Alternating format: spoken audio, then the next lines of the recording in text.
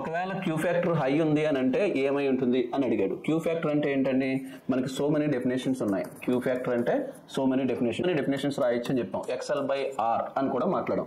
చెప్పండి, XL by are అనేది ఒక formula, resonance frequency by band with అనేది మరొక ఫార్ములా.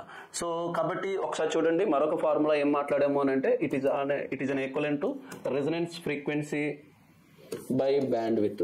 ఇప్పుడు చెప్పండి, వాడు ఏమంటున్నాడు అని అంటే క్యూ ఫ్యాక్టర్ ఎక్కువ ఉంది అని అంటే ఏమై ఉంటుంది అని అంటున్నాడు. క్యూ ఫ్యాక్టర్ ఎక్కువ ఉంది అని అంటే ఒకటి ఇదన్నా ఎక్కువ ఉండాలి, ఇదైనా ఎక్కువ ఉండాలి, ఇదైనా ఎక్కువ ఉండాలి.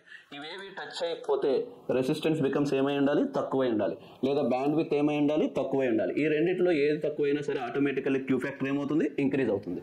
కాబట్టి రెసిస్టెన్స్ బికమ్స్ లో ఉండాలి, బ్యాండ్ విత్ బికమ్స్ లో ఉండాలి. ఆ రెండు కేసెస్లో మాత్రం ఎక్కువగా క్యూ ఫ్యాక్టర్ ఎలా ఉంటుందని అంటే మాక్సిమం ఉంటుంది.